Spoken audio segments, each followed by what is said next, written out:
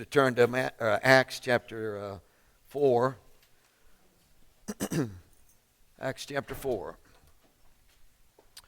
We're looking, trying to deal with verse 3 in this series of Acts chapter 4, verse 1 down through verse 4. And we're dealing again with verse 3. Verse 3 is made up of, there's three messages that focus on the truth. And as you look at verse 3, you may say, well, how do you get truth out of verse 3? Well, it's a playoff of what's going on, of course, in verse 2, which is about Jesus, which is who is the truth. And these are the consequences of the interaction with truth. So we're trying to deal with the idea of truth.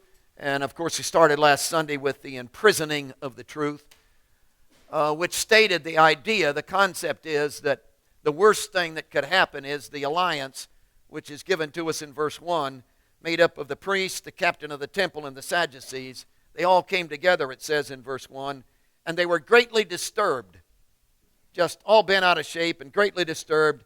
And what is it that disturbed them? It was this teaching and preaching in Jesus, the resurrection from the dead.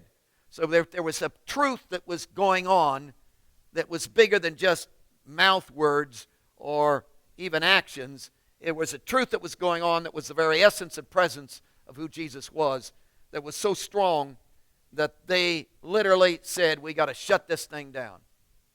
So truth had come to their life. They had reached out, grabbed a hold of that truth, jammed it in jail, and said, we're not going to listen to this. And they shut it down. And I proposed to you last Sunday that the worst thing you can do is shut off the truth. Just turn off your hearing aid. Just shut it down. Just not going to listen to that. Just block it out of your life. And that's all in this context of this passage. Today we're looking at the illumination of truth, which is hopefully going to be another aspect of this whole flow of what's happening in verse 3. Again, look with me at verse 1. Now they spoke to the people. Now, as they spoke to the people, the priest, the captain of the temple, the Sadducees came upon them, being greatly disturbed that they taught the people and preached in Jesus the resurrection from the dead. And they laid hands on them and put them into custody until the next day, for it was already evening.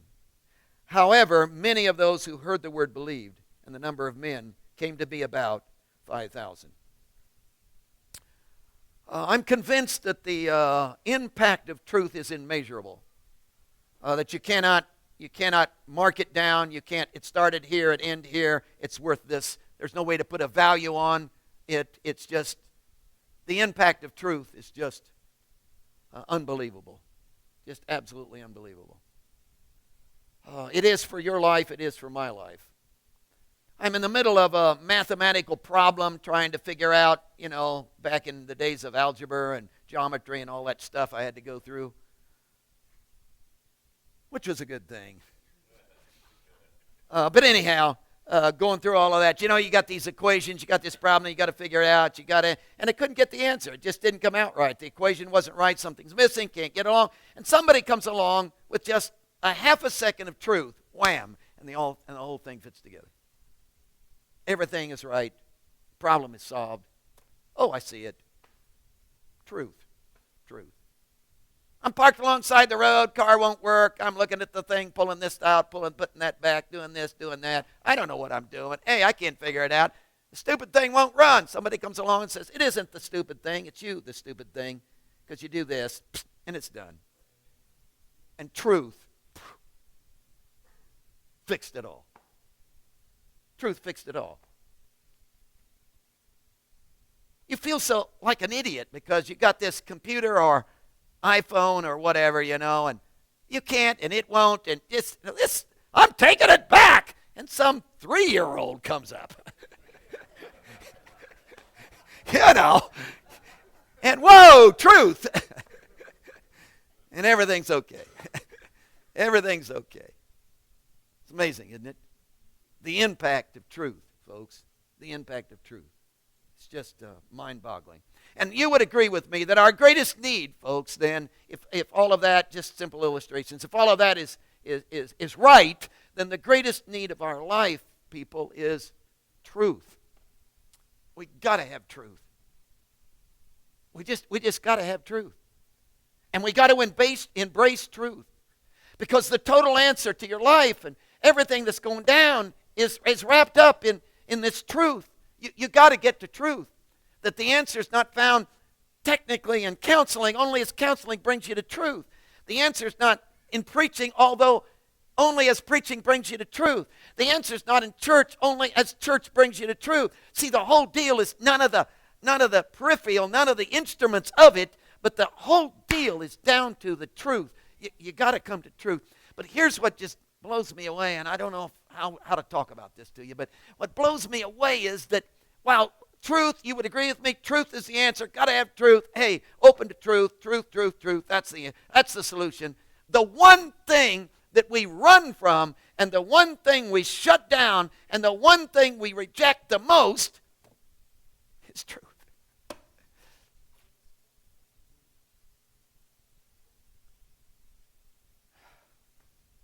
Paul was writing to the people in Galatia, and hey, they were his friends. They were the church, man. He poured his life out for them. And in this passage, he says things like, hey, we're so close. We're so close. We're so tight. You and me, we're such good friends. You and me, we're really together in relationship. In fact, he goes on in the passage to say, you would pluck out your eyes if I needed them. That's how close we are. And then he gives this passage in Galatians 4:16 and says, have I therefore become your enemy? What happened, man? What happened? See, we were so tight, you'd pluck out your eyes. We were such good friends, and something has taken place. He said, am I your enemy now? And what was it that took place? He goes on in the verse to say, because I tell you the truth. And because I tell you the truth, I'm your enemy now. Truth. Because truth turns you off. Truth shuts you down. Truth is embarrassing. Truth is sandpaper. Truth is... Who wants truth?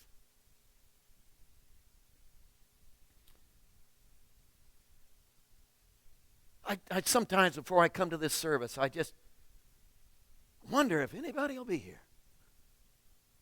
Because the truth of the matter is, I wouldn't come.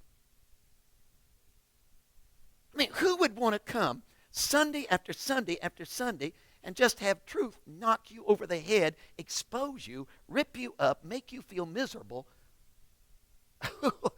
Who would want that? And if you think it's bad for you, you ought to have to be, can you imagine a career out of that? Where you hear this for 45 minutes, and I have to deal with this thing for weeks.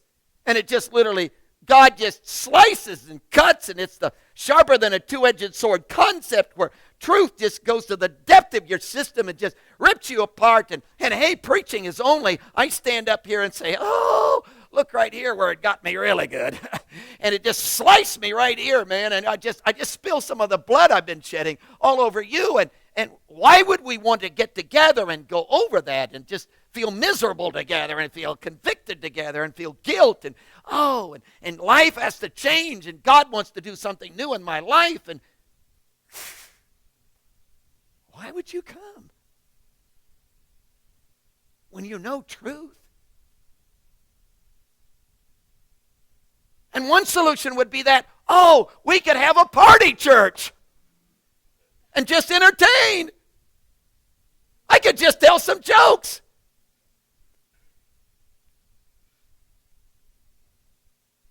But truth.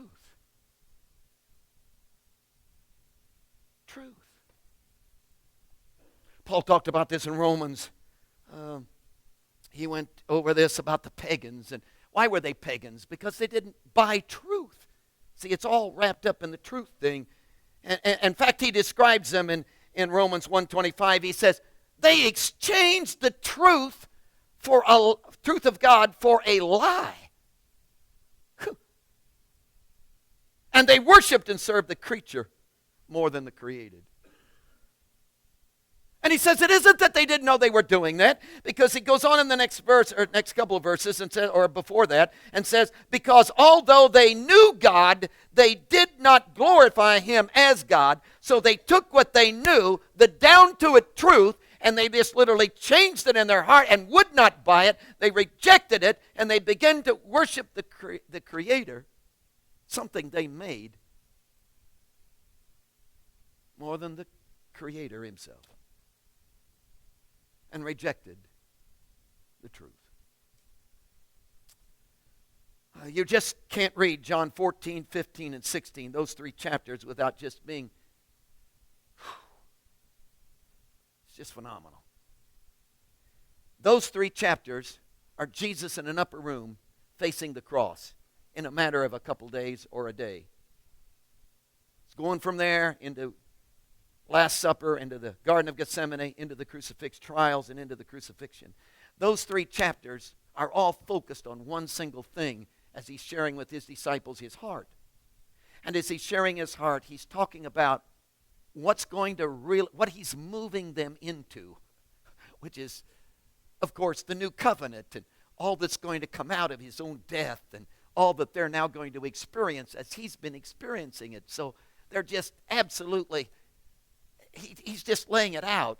And it's all about the fullness of the Spirit and the intimacy they're going to have with God, and how God is absolutely going to live within them, and what a phenomenal experience it's going to be. And as he develops this, the theme of the whole thing is about what he says in John 14, 17. He calls him the Spirit of truth.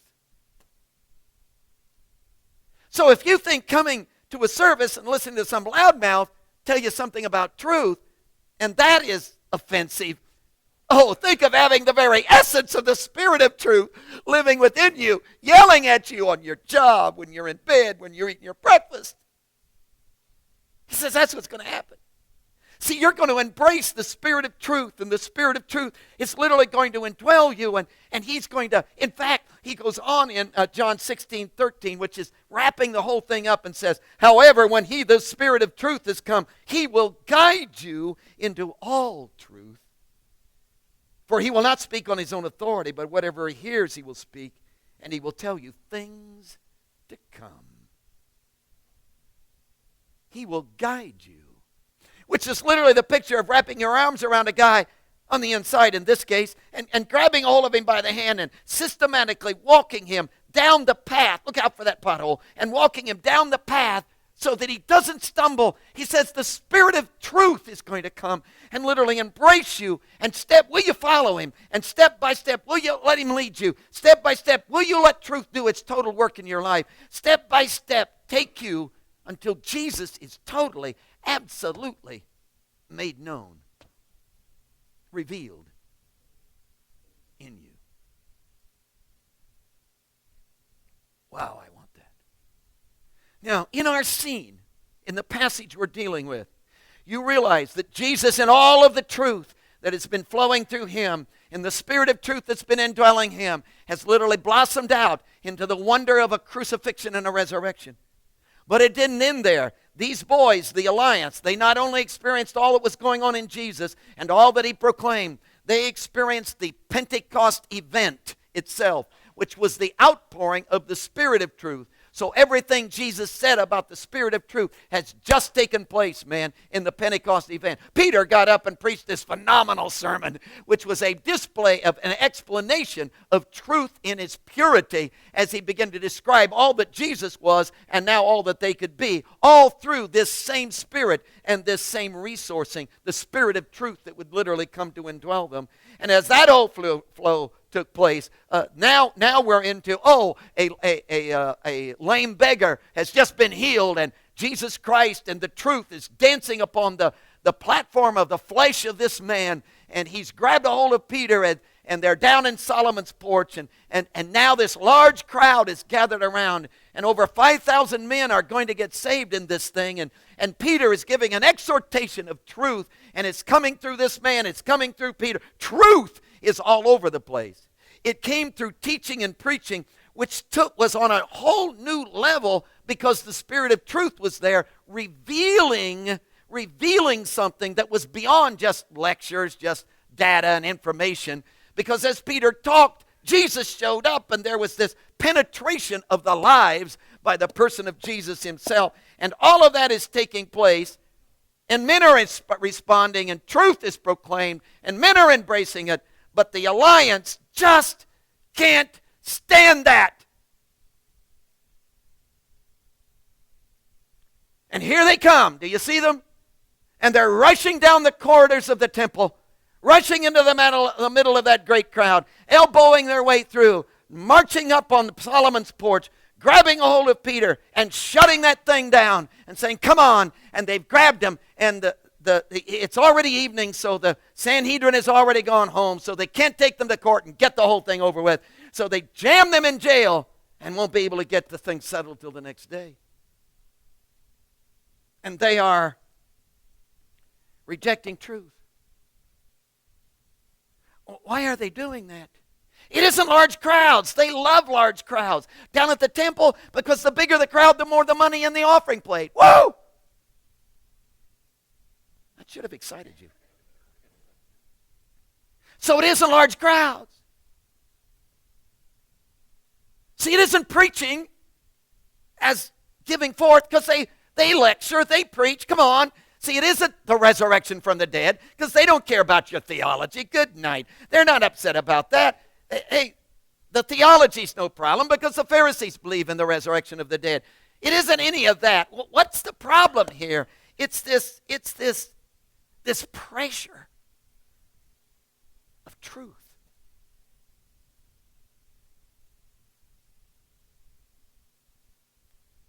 See, I don't know how to explain it to you. That when truth comes, somehow it's beyond just ideas and concepts. It's in the reality of the person of Jesus, who said, I am the truth. And he will set you free. Well, I've been teaching the students in this proclamation class, which is an awful class, but it's supposed to help you develop sermons and all that stuff. And we've been teaching the students that, of course, every sermon, good sermon, expositional sermon, has a proposition. And you may not like that term, which is fine. You can call it the big idea. You can call it the theme, but it's conceptual. See, preaching is not a Bible study where we're walking through the missionary journey of Paul, and he went here and then he went there, and oh, yeah, I've got that memorized now. That's not preaching. Preaching is conceptual. Preaching reaches into the passage and searches through until in the depth of the passage you begin to discover why he put this here. What's the idea? What's he trying to tell us? Is he just in this passage giving us history?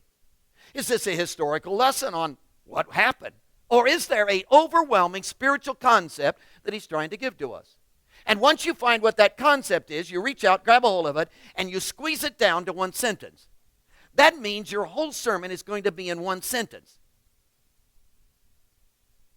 Which, as we often say, most people wish we'd give the one sentence and shut up. But we never do that. So here's the one sentence idea. And that's to keep the perimeters so you don't go outside the perimeters of that one sentence. So every bit of, every illustration, every point in the sermon all comes back to that one single sentence, which is a display of that one sentence. Now, we seldom give you the one sentence, and at least I do. I seldom give you the one sentence, but I'm going to this morning. Here's the concept. Actions exposed by truth.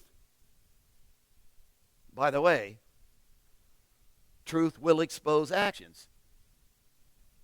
Actions exposed by truth expose the person who exposes judgment. That's what I'm trying to tell you this morning. Let me give it to you again. Actions exposed by truth expose the person who exposes the judgment. Let's start with the first part. Actions exposed by truth. See, truth exposes your actions.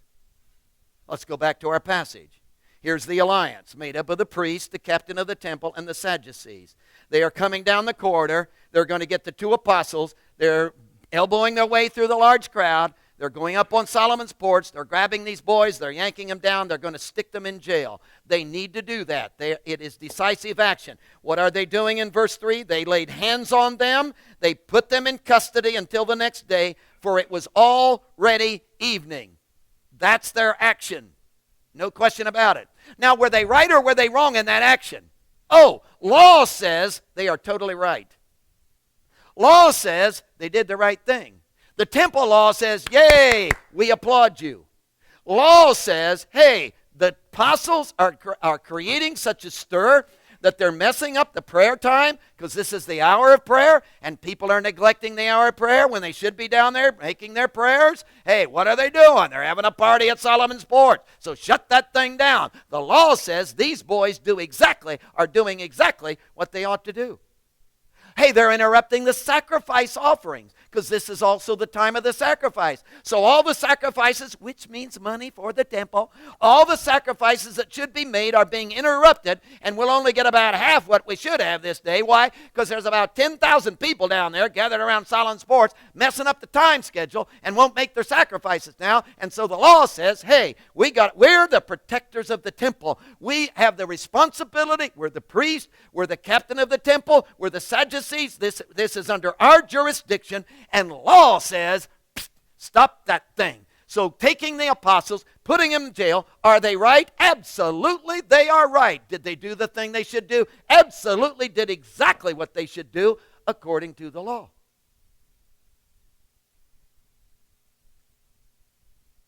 But folks, are you listening? You can't determine right and wrong actions by the law.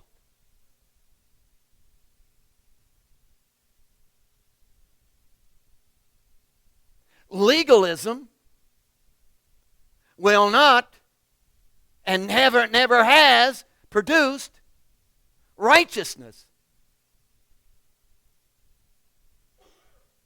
Because you can do all the right things and be totally, absolutely wrong. See, that's the difficulty with the passage. That you can't judge a deed by its actions. Oh, we've talked about this so much. You can't determine a deed, whether it's right or wrong, by the actions of the deed.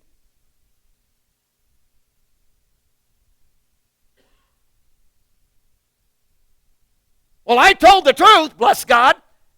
Yeah, well, so I was right. Well, how did you tell it? What was your attitude? Did you tell it with a broken heart? Did you tell it with tears in your eyes? Well, I told him exactly what they are.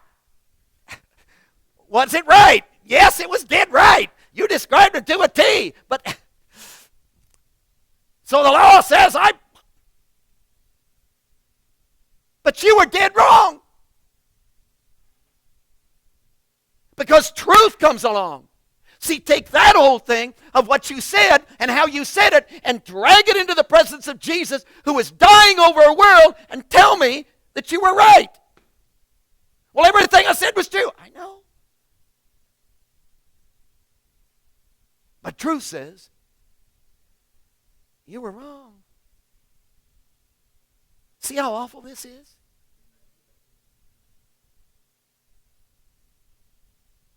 So the alliance comes along and says, well, we're right in this.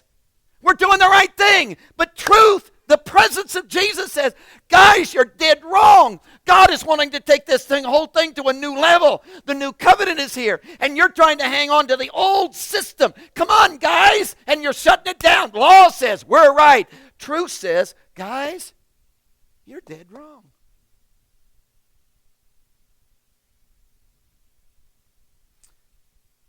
There's an interesting study with the person of Pilate. It's the trial thing, and of course Jesus is there, and he's having quite a conversation with Jesus. And as he comes to Jesus, he talks to Jesus and says, are you the king of the Jews? And Jesus begins to quiz him and says, why are you asking that? Do you have a personal interest? Are you just curious? Do you really want to know the truth? Are you a Jew? No. So what's your deal? Why are you asking me that? Do you really want to know the truth, Pilate? And of course, Pilate comes up with this statement. What is truth? In fact, let me read it for you. He says in John 18, verse 37 and 38, are you the king then? Jesus answered, you say rightly that I am a king. For this cause I was born, and for this cause I came into the world, that I should bear witness to the truth. Everyone who is of the truth hears my voice. Pilate said to him, what is truth? And of course, Jesus answered that, as we already said in John 14:6, I am the way and the truth. So he's saying to Pilate, hey guy, legally, by the law, you can do what you want to do. Crucify me. That would be right by the eyes of the law. I've just proposed I'm a king. We can't have two kings. Caesar is king. Nail him. You're dead right by the law. But come on, you aren't taking under consideration the essence of truth, which I am. Now, this is really tough.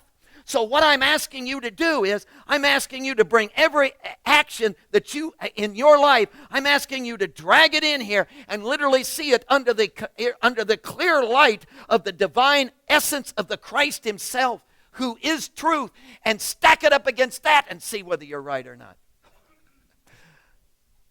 That's awful, isn't it?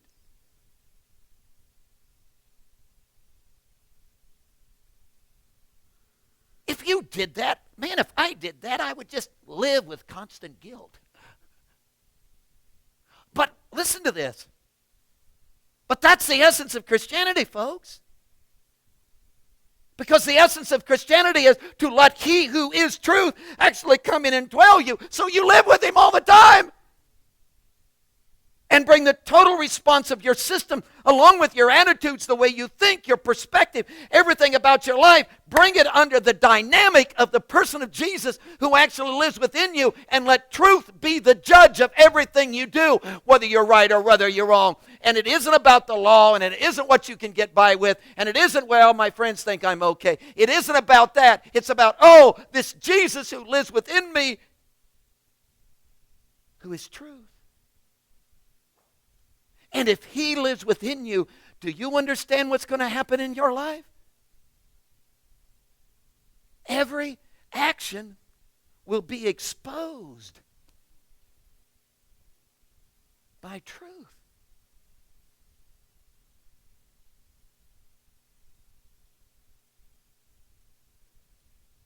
And if you say, well, I'm not interested in that, then do you know you can't be Christian?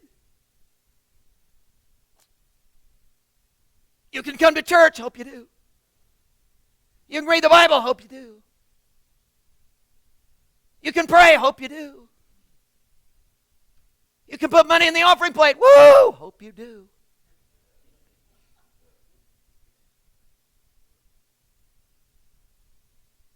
But you won't be Christian. And see, that's my great fear, that there are hordes of people connected with the church who are right according to the law, because they do all the right.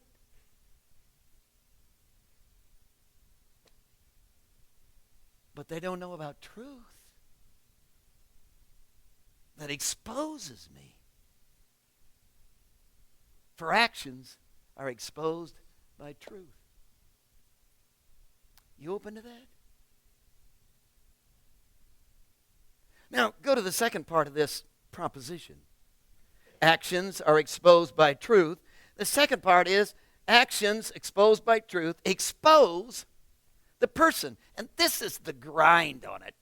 See, I can take my actions being exposed and, hey, yeah, I probably did the wrong thing. Well, hey, I'm sorry. I can buy that. I can get into that. I can put up with that. I can put up with the embarrassment of that. Hey, okay, yeah. I was tired that day, And, okay, things weren't going too well. Yeah, man, I did wrong. Yeah, my actions was, I could. But see, what this passage is telling us is that when my actions are exposed, do you realize what happens? I'm exposed. Because my actions are a result of who I am. So suddenly you're not dealing with some outside deal. Suddenly you're dealing with who this boy is. How this guy thinks. Who I am as a person. I can't tell you how many people say, yeah, but I'm really a good person. I'm really a good person. Really, I am. And I have no doubt about that.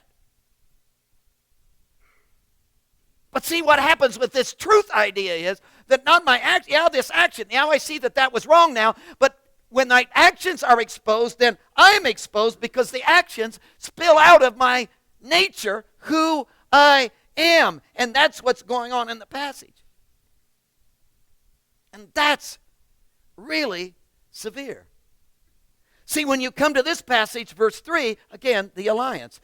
They laid hands on them. They put them into custody until the next day, for it was already evening. Now, by law, they had a perfect right to do that. I get it. So they're right. Yeah, they're right by law. But truth says they're dead wrong. And truth says the reason you put them in jail and shut this thing down is because of who you are inside. Because you are shut down inside, and the nature of your personhood is fighting against the personhood of Jesus, and there's something not right within you, and you need to deal with that.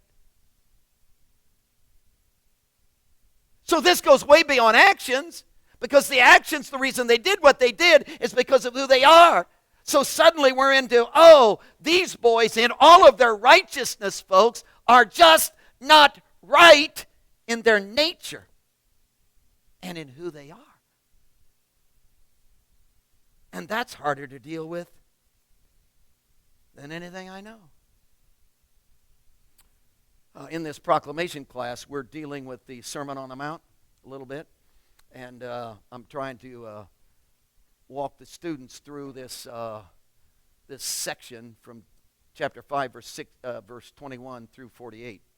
And I'm trying to take them through the process that I personally go through to develop sermons, just to give them an idea, because I don't know how to teach the class. Anyhow, we're dealing with Matthew chapter 5, verse 21 through 26, and we're just pouring out all our ideas and writing them down and going through the process of what it takes to develop a sermon on that passage. So all the sermons that are going to come up when we get done with this section, we'll move into that. So all the sermons that are going to come up, they're going to be responsible for. So if they aren't any good, it's not my fault. That's what I'm trying to tell you. Anyhow, we're dealing with this section. It's an interesting section, because you remember what happened. Jesus came along and said, I'm not against the Scriptures. Not against the Scriptures. I'm for the Scriptures. Didn't come to destroy. Said it twice. In fact, he said, the basis of this whole thing is that the Trinity God reached down inside of himself and grabbed a hold of his nature, the essence of who he is, and he dumped it on the table of the world. And it ended up to be in the form of a book, written form, the Scriptures. So what's the Scriptures? The written form of the nature of God. But we read it and didn't understand it too well. So the second member of the Trinity, who is God, Jesus, leaped off his throne, became a man, set aside what he had as God, and became a man, and submitted himself to the Scriptures, the nature of God, in written form, and said, Scriptures shape me.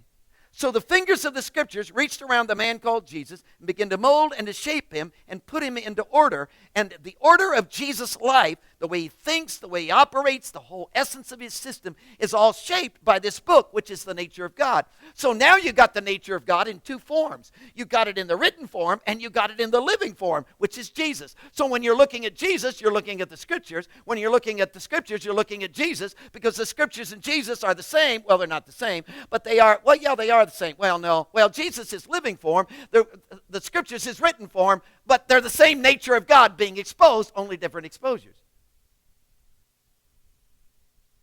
So Jesus said, I am the truth. Why? Because he took the entire nature of God in the written form, and it was exposed. And everything that is the truth of God is found in Jesus, who is the truth.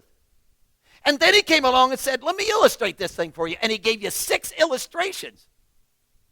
And believe me, it's going to take us a long time to get through those illustrations. And he starts out with this murder thing. You shall not murder. Oh, okay. Hey. And they prided themselves. I don't kill. Why? The law says so. I'm right. I've never killed anybody.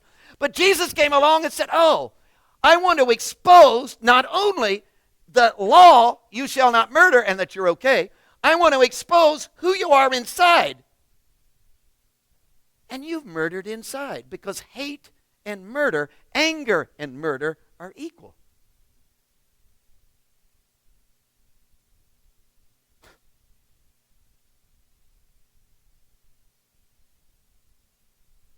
I can't live up to that. I know.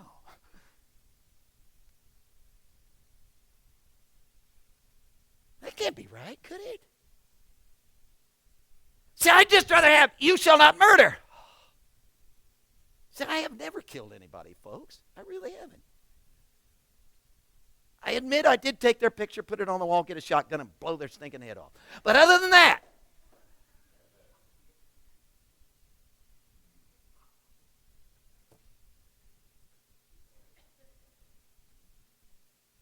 Jesus said, Manley, you're a murderer.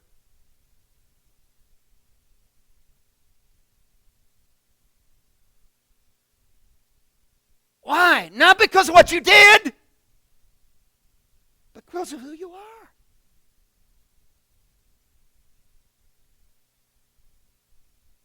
And the essence of truth is I want to change who you are. The way you think. So this is not, oh, I'm a bad person. No. This is about, oh, would you allow truth to literally go to the depth of your, and remake you? Well, that's embarrassing, because I got to admit, I'm not right. Isn't that embarrassing? Because I've been saying for years to my wife, I'm right, I'm right, I'm right. Trying to convince her. Has it worked? No.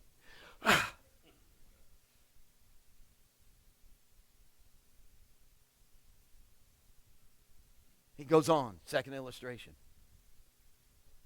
Sexuality. Never committed adultery. Yay. But would you let truth, who Jesus is, literally begin to shape your view of the person of the opposite sex?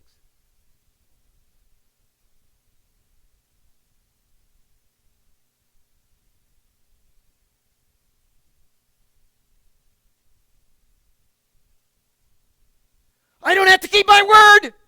Oh, you don't? No. Why? Because I didn't swear by the altar. Jesus said, what? Would you let truth reach out and shape your integrity? Until you tell the truth, man. Doesn't have anything to do with hand on the Bible. It has to do with who you are inside.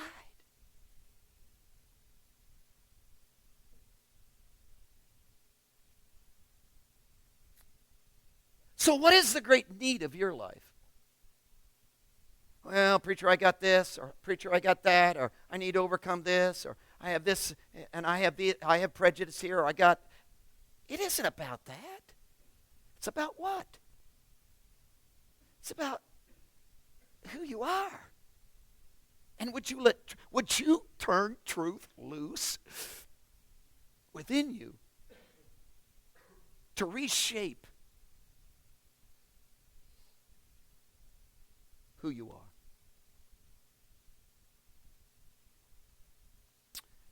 Jesus. Wow, this is major. This is major surgery. This is, Lord, I don't know. This is, wow, what to think about this. This isn't a tweaking of my attitude. This doesn't come down to, well, yeah, a little adjustment. Yeah, I could improve there. Okay. This is turning you loose in my life, not only to expose my actions, but to go to the depth of my heart and my life and expose who I am.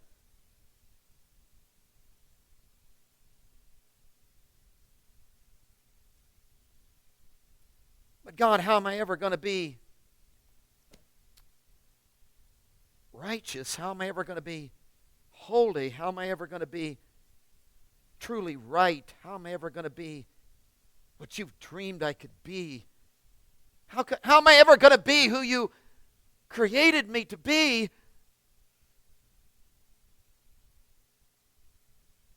if I don't turn you loose in my life, the truth?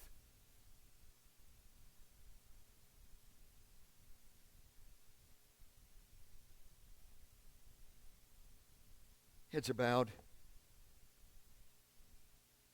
Hey, you and I are friends, man. There are some here I don't know as well as others, but man, I care about you. I'm not your enemy.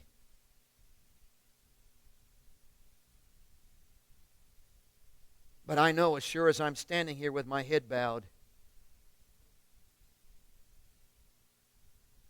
I know as sure as that you are not right as you should be inside. That truth needs to do more work on you.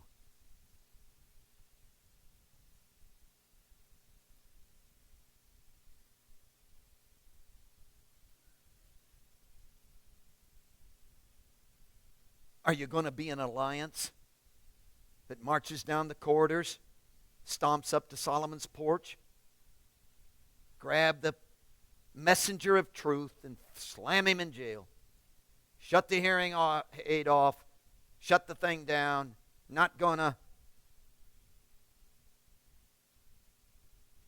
Are you going to embrace the embarrassment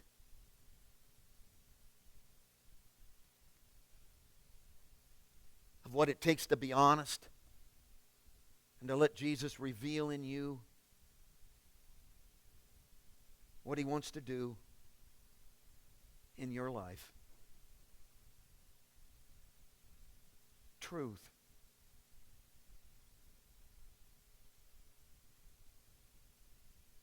And to the extent that you resist truth, to that extent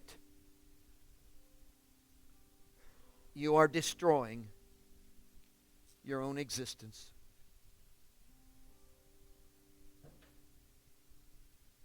Hey, you would pluck your eye out for me. Are we now enemies? Because I tell you the truth?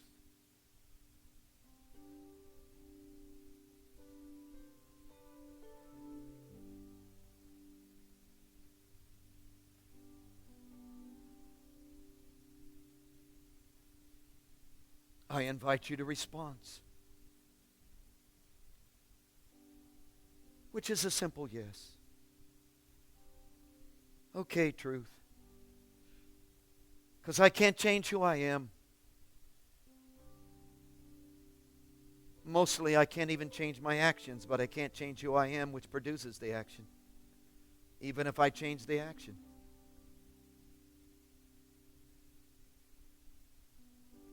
So I'm going to say yes to the one who can, to the truth that can reshape my personhood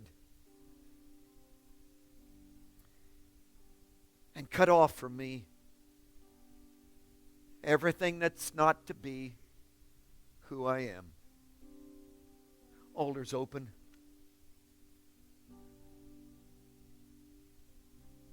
Why is it so hard to kneel? Why is it so hard to come? Oh, it's about truth. Truth. Truth. I embrace you, Jesus, the truth. Want to join me in seeking?